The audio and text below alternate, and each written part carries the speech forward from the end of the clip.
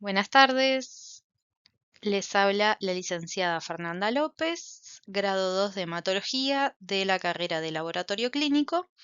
Hoy vamos a hablar de síndrome mononucleósido. Este síndrome es un cuadro clínico caracterizado por linfocitos reactivos y síntomas sistémicos. Los agentes etiológicos más frecuentes son virus como Epstein-Barr, que infectan linfocitos B, citomegalovirus, que afecta el sistema monocito macrófago, y otros menos comunes que incluyen HIV y parásitos como Toxoplasma gondii. Desde la perspectiva de la hematología, los linfocitos reactivos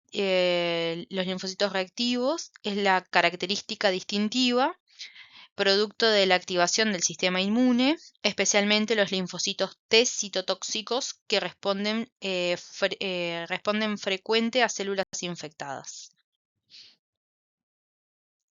La infección por Epstein-Barr es común en la infancia, cursando generalmente como un cuadro viral leve.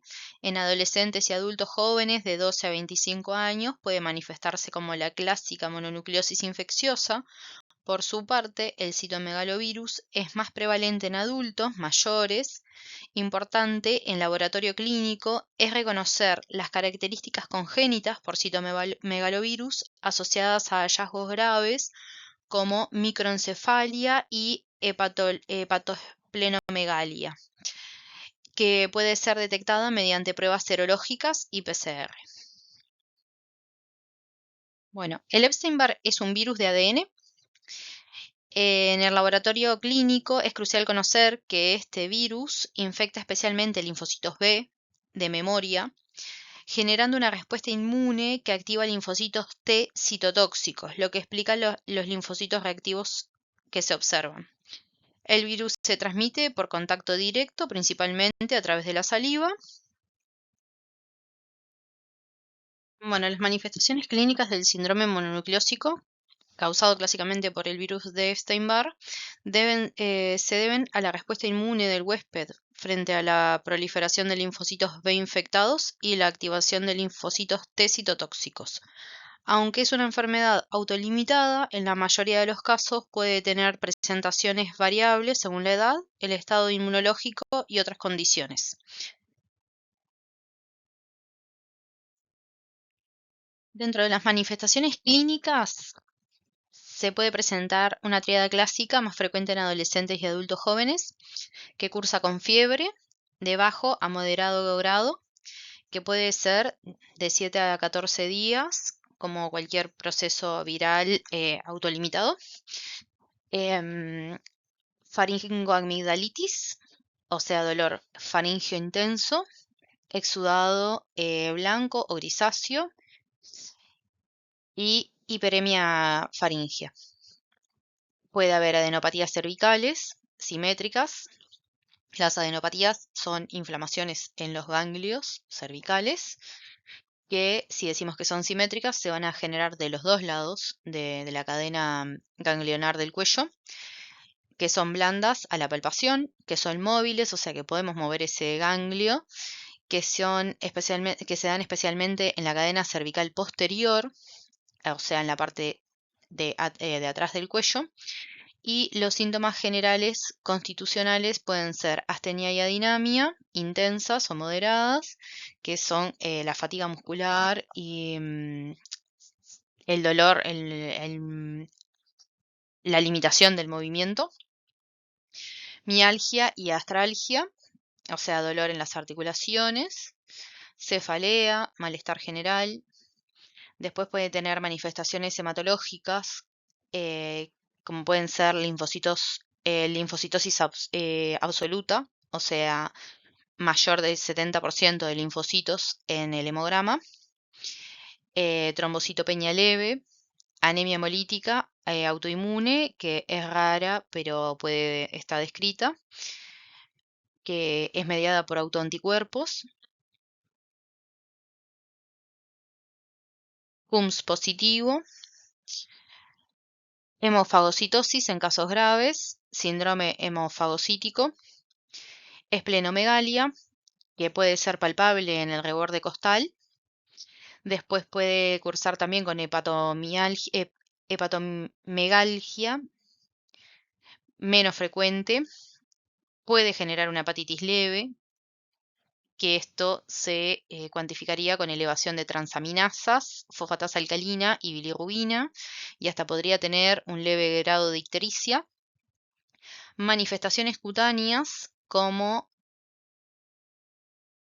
exantema maculopapular, más frecuente si se administra amoxicilina o ampicilina, con erupción morbiliforme, extensa, no alérgica.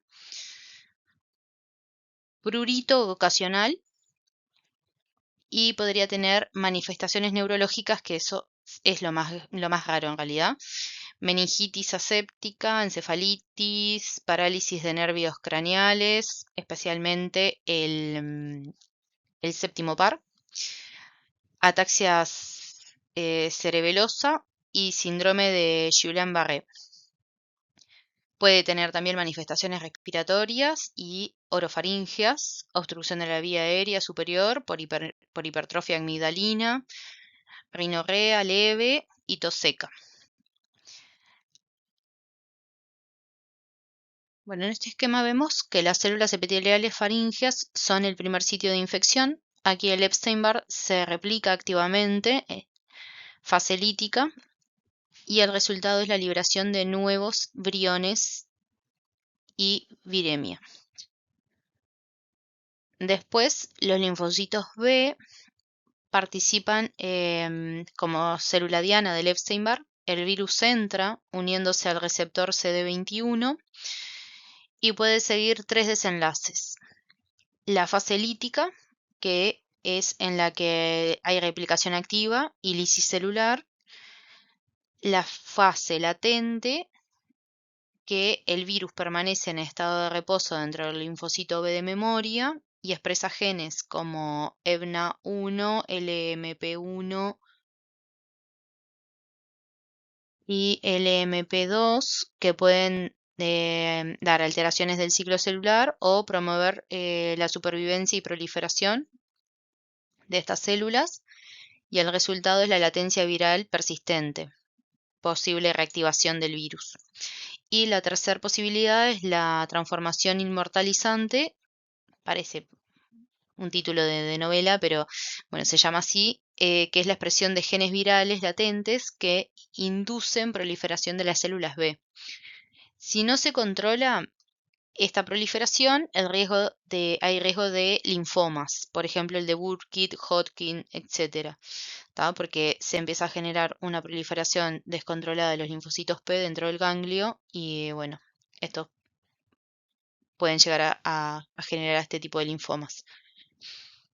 Después los linfocitos T citotóxicos, los CD8, responden al virus eliminando los linfocitos B infectados y se activan masivamente causando linfocitosis atípica. El resultado de esto es el control parcial de la infección y síntomas del síndrome mononucleósico. Y las otras células que participan son los macrófagos y las células dendríticas, que presentan antígenos virales a los linfocitos T y en casos graves pueden participar en el síndrome hemofagocítico, fagocitando hematíes y células inmunes. Las otras células que participan son los natural killers, las NK, que contribuyen a la eliminación temprana de células infectadas por Epstein-Barr, y su actividad es clave para limitar la replicación inicial. Bueno, el resultado global de esto es, en individuos sanos, la respuesta inmune efectiva, la latencia por vida en linfocitos B. Este virus queda latente en los linfocitos B. Y en inmunodeprimidos, la proliferación descontrolada de células B puede generar algún otro tipo de alteraciones más graves. Bueno, la inmunoglobulina M contra el antígeno de la cápside viral, que es esta primera que se expresa. Las IgMs son las primeras que se expresan siempre de los anticuerpos que producen el sistema inmune ante una infección aguda. En ese caso se dirige contra el antígeno estructural de la cápside viral del Epstein-Barr y se le llama BCA, que es este que aparece ahí. Su aparición es de 1 a 2 semanas después del inicio de los síntomas. Su función indica una infección primaria reciente. Su duración desaparece de 4 a 8 semanas y se utiliza como marcador serológico de infección aguda activa. Bien, es importante que sepan qué inmunoglobulinas se expresan primero, cuándo las podemos encontrar, porque son las que después vamos a ir a buscar dentro de serología del laboratorio. La IgG anti-BCA, que es la inmunoglobulina G contra el antígeno de la cápside viral, es un anticuerpo de clase IgG contra el mismo antígeno de la cápside viral BCA, pero de aparición más sostenida, de 1 a 2 semanas más tarde que la IgM, y confirma exposición al virus y desarrollo de memoria inmunológica. Su duración se mantiene de por vida como evidencia de una infección pasada y su uso clínico está presente junto a la IgM para determinar si es una infección aguda y si está solo si es una infección pasada o latente. Después tenemos la IgG anti-EA, esta de acá, que es una inmunoglobulina G contra el antígeno temprano, que es un anticuerpo contra las proteínas virales expresadas tempranamente durante la fase lítica del Epstein-Barr, antes de la formación completa del virion. Su aparición es de 2 a 3 semanas después de la infección y indica actividad viral activa. Su duración puede desaparecer tras la fase aguda, pero en algunas personas persiste, lo cual sugiere reactivación viral o una forma crónica. Su uso clínico, si es positivo, es infección aguda y puede ser positivo persistente en síndromes crónicos o reactivación. La IgG anti-EBNA, inmunoglobulina G contra el antígeno nuclear del virus de Epstein-Barr, que es Epstein-Barr Nuclear Antigen, EBNA. Su descripción es un anticuerpo dirigido contra el antígeno nuclear del virus, expresado solo cuando el virus de Epstein-Barr entra en la fase latente dentro de los linfocitos B. Su aparición es tardía, generalmente de 6 a 12 semanas después del inicio de la infección. Su función es como marcador de transición de la latencia inmunológica y de que el paciente ha superado la infección aguda. Su duración se conserva de por vida como marcador de infección pasada y su uso clínico es, si es negativo, es porque la infección todavía está en aguda y si es positivo indica infección antigua o convalecencia.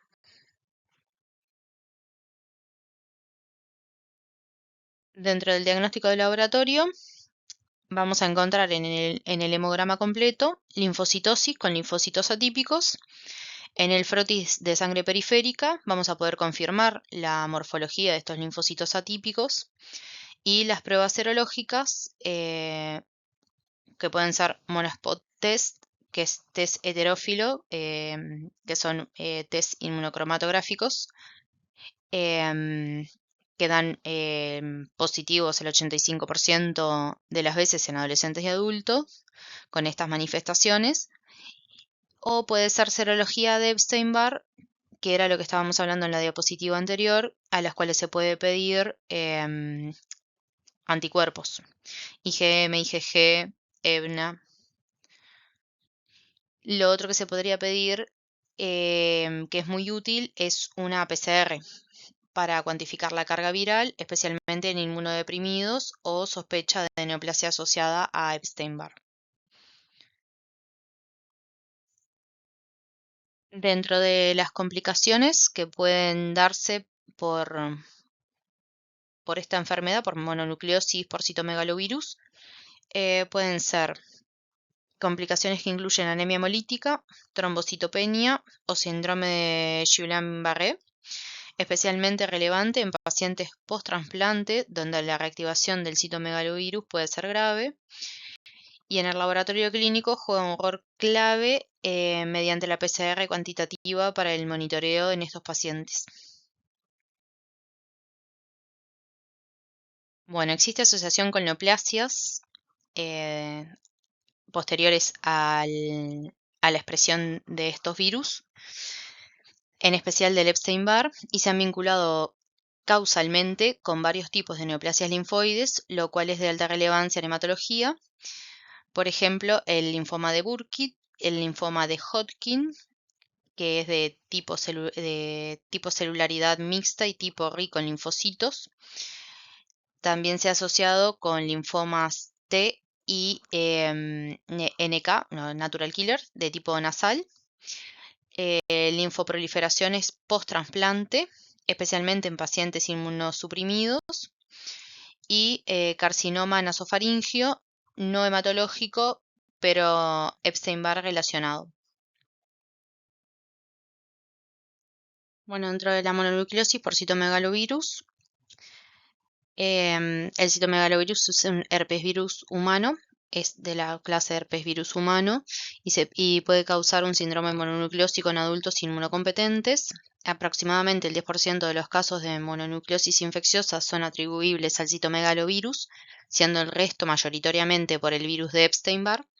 Y las manifestaciones hematológicas suelen ser muy parecidas a las del Epstein-Barr, linfocitos atípicos presentes en la mayoría de los casos, aunque menos pronunciada que en la infección por Epstein-Barr, elevación de transaminasas común indicando afecciones hepáticas leves a moderadas, trombocitopenia, raro pero puede presentarse en algunos casos, anemia, también infrecuente pero documentada en ciertos pacientes, se suele dar por diagnóstico serológico. Como vimos anteriormente, la IgM indica infección reciente, la IgG indica infección pasada o inmunidad, y hay pruebas de anticuerpos heterófilos, que son monospot, generalmente negativas en infecciones por citomegalovirus, a diferencia de las infecciones por Epstein-Barr, donde suelen ser positivas. El diagnóstico diferencial es crucial entre la mononucleosis por citomegalovirus y por Epstein-Barr, especialmente cuando las pruebas de anticuerpos heterófilos son negativas. La presencia de linfocitos atípicos y síntomas sistémicos puede ser común en ambas, pero la afectación faríngea y linfadenopatía cervical son más características en Epstein-Barr. El manejo clínico en pacientes inmunocompetentes, la infección por citomegalovirus suele ser autolimitada y no requiere tratamiento antiviral específico. Y en pacientes inmunocomprometidos, como receptores de trasplante hematopoyético, en citomegalovirus puede ser causa de complicaciones graves y requiere profilaxis y tratamiento antirretroviral adecuado.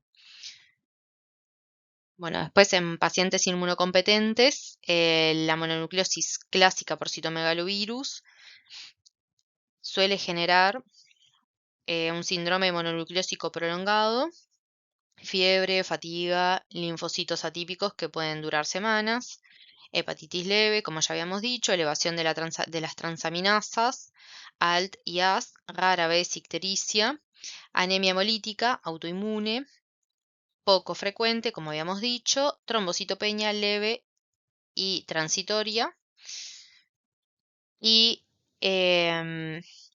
neutropenia benigna, reversible y sin repercusiones clínicas.